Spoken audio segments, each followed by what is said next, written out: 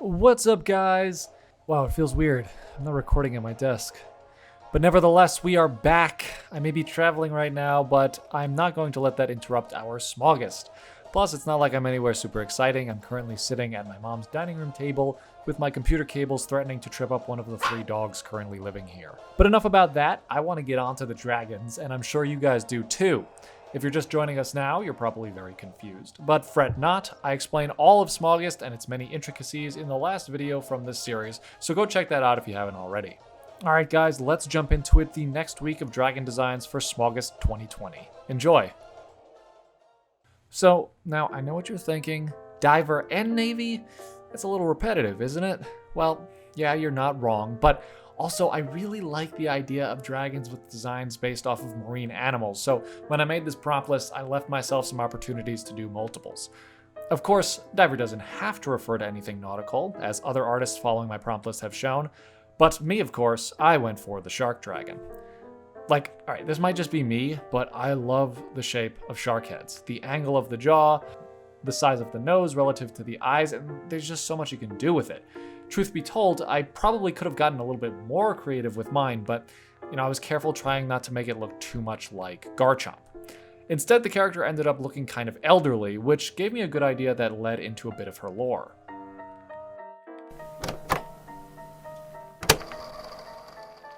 Agent name, Ida Yokis. Designation, Diver. Prior experience, marine biologist, oceanographer, explorer. She was the first dragon to reach the floor of Stonefang Basin in an experimental dive suit. Retired from field work at the age of 213, she now teaches diving and biology at Crestfern University. Having a diver with a strong understanding of the ocean floor is crucial in this new age of war. Experts in this field are few and far between, however, but a commander seeking this skill set needs to look no further than Ida Yokis. True, she may be old, but anyone who knows her well will vouch for her tenacity and competence. It's no exaggeration to say that she has at least another 200 years of contributing to the world of science. So something kind of interesting about this next prompt, the first dragon design that I created for my Scales of War concept a few years ago was actually the Bomber class. It spawned the whole world around that design, and I first created it after being inspired by a Yu-Gi-Oh monster called Exploder Dragon. Anyway, the design that I went with for my modern day Bomber Dragon was a little bit different. I based it off of this rather unpleasant piece of World War II history, wherein the United States experimented with canisters filled with bats that had tiny incendiary devices attached to them, used to burn enemy structures from the inside.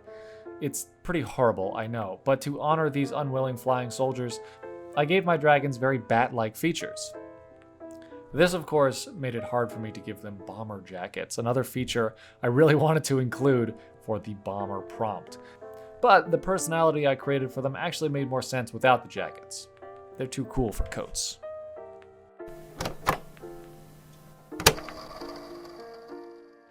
Agent name, the Chopko brothers. Designation, Bomber. Prior experience, members of the 9th Army Tower Forces, specializing in aerial warfare.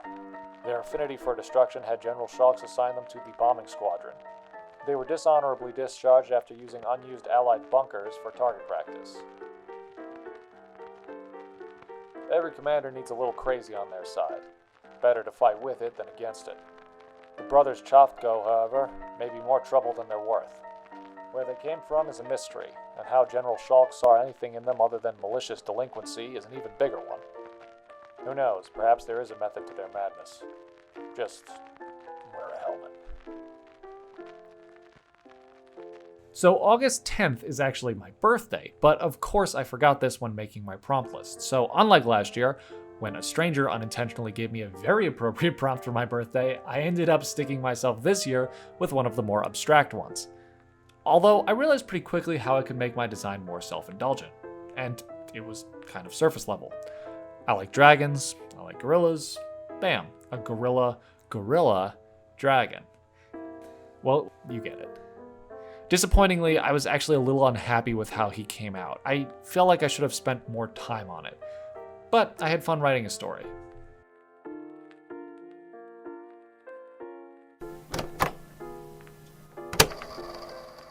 Agent name, Groba Atali. Designation: Guerrilla.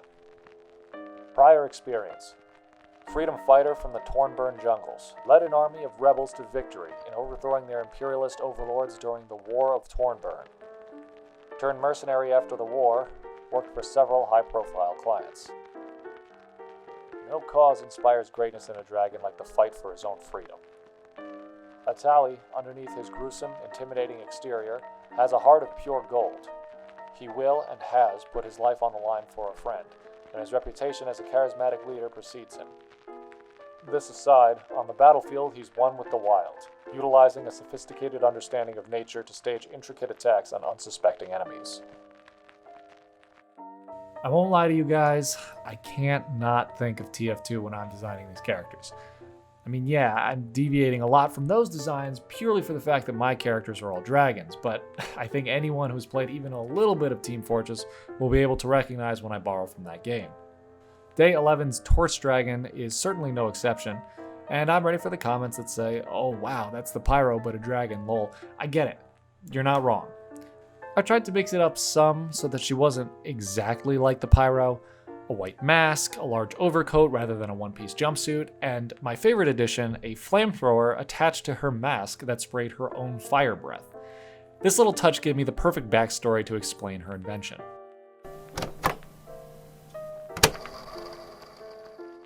Agent name: Hayai Kaiketsu. Designation: Torch. Prior experience: PhD in chemistry from Saisho no Sume University. Several years experience in the lab experimenting with alternative energy sources, utilizing dragonfire as a renewable resource. Hayai is full of surprises. Never once has this dragon set foot on the battlefield, and yet, she has an uncanny knack for tactical demolition. It would seem that her ability to differentiate between a laboratory and the real world is somewhat flawed, and her commander needs to be able to take full advantage of her natural genius without encouraging her penchant for destruction. So, if you've been following other artists who are also doing SMAUGUST this month, specifically the Scales of War SMAUGUST, you've certainly seen one or two whale dragons already. It's not original, I know, but I just felt left out.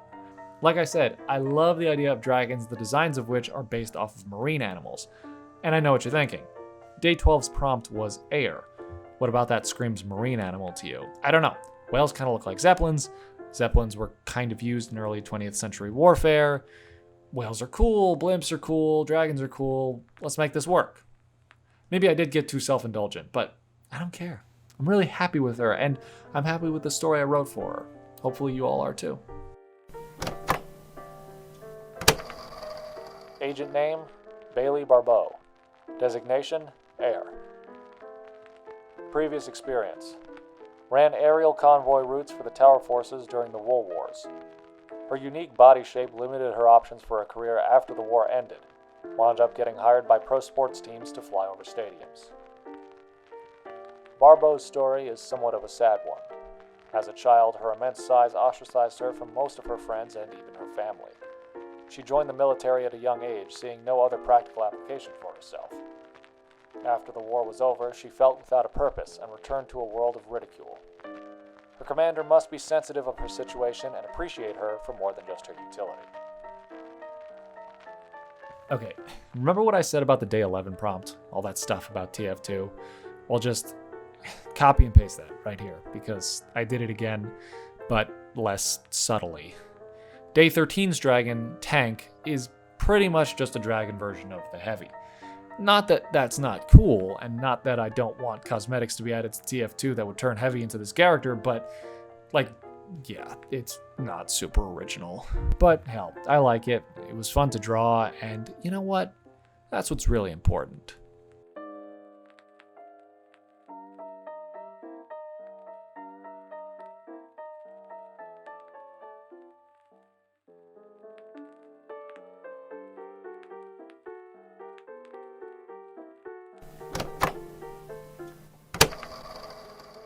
Agent name: Ramad Hema. Designation: Tank. Previous experience: worldwide reputation as one of the most accessible and effective guns for hire. Years active are uncertain, approximately 3 to 4 decades of recorded work. incarcerated for 6 months in a high-security prison before escaping a life sentence.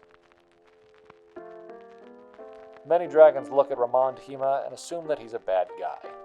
Sure, he's done some horrible things, but his motives can be justified. A single father with 2 daughters, Hima does what he can to support his family, the only way he knows how. It is rumored now that one of his daughters has followed in her father's footsteps, while the other hunts them both. Alright fam, so there we go. 6 new dragons to add to this list of SMAUGUST 2020, the Scales of War.